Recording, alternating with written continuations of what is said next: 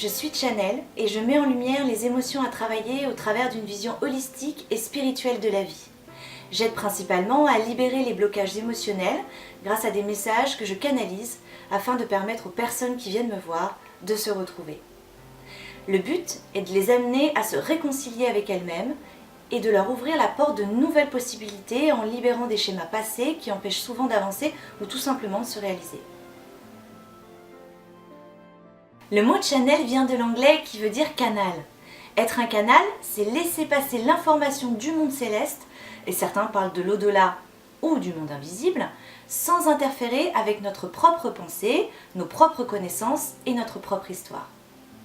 Le channel est donc un canal ouvert pour transmettre les informations reçues par des guides ou des êtres de lumière ou encore des désincarnés, c'est-à-dire les décédés. Certains spiritualistes émettent une différence entre un médium et un channel et considèrent que le médium entre en contact uniquement avec les désincarnés et le channel avec les guides et les êtres de lumière. Nous vous confirmons que cette distinction n'est qu'une évolution du langage, qui veut dire la même chose. Le médium était un terme utilisé dès le XIXe siècle avec Allan Kardec et Madame Blavatsky, entre autres, pour désigner un intermédiaire qui laisse passer le message des esprits, donc des désincarnés, comme des guides ou encore des êtres de lumière, sans contaminer l'information avec son propre vécu. La définition de ces deux mots, channel et médium, est donc identique, mais il est vrai que le terme de channel apparaîtra plus tard avec le mouvement New Age, dans les années 70, qui correspondait plus à l'idée de cette fluidité recherchée à l'époque et une connexion à l'univers qui permet de laisser passer l'information reçue au travers de soi comme un canal. Je canalise le message de ma guide que je vais entendre et transmettre pour donner des réponses sur les blocages émotionnels. Ma guide me communique aussi des images qui se présentent comme un film.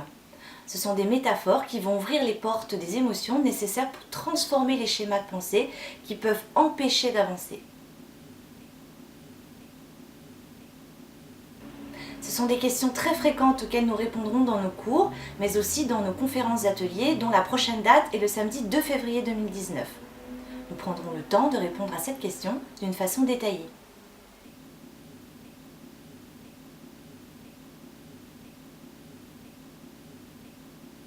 Je vois Laura depuis l'enfance et je propose professionnellement des lectures karmiques depuis maintenant 23 ans. Je vois donc les énergies qui sont autour du corps, mais aussi tout autour de nous.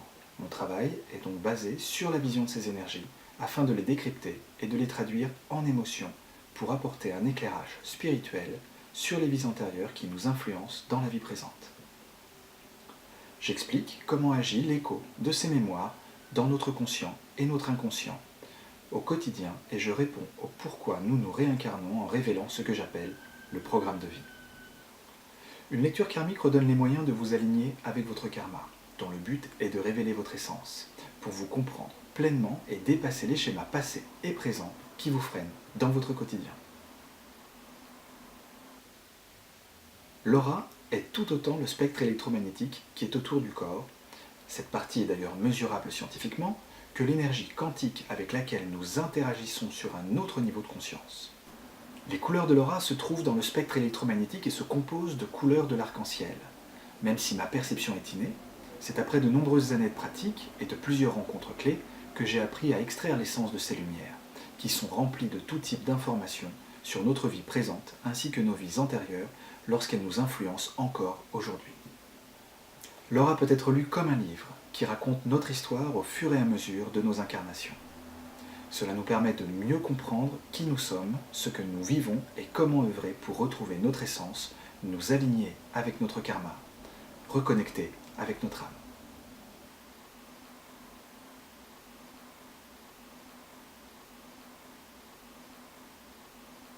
L'idée principale est de vous retrouver vous-même au travers du développement de votre intuition afin de réapprendre à interpréter le langage de l'univers pour mieux vivre votre vie. Nous vous invitons à une journée autour des perceptions extrasensorielles telles que les différents types de médiumnité, donc clairvoyance, clair-ressenti, clairaudience, le channeling, ainsi que l'explication des bases du fonctionnement du monde céleste et que les médiums spirites ou les théosophes appelaient le monde invisible. La journée est conçue en deux parties. La conférence en matinée vous permet de vous enraciner et d'augmenter votre fréquence énergétique et vibratoire par un enseignement spirituel qui vous permettra de découvrir le langage de l'univers et celui du monde céleste. L'atelier l'après-midi aborde les clés essentielles pour une meilleure compréhension des principes émotionnels connectés au karma et à la réincarnation.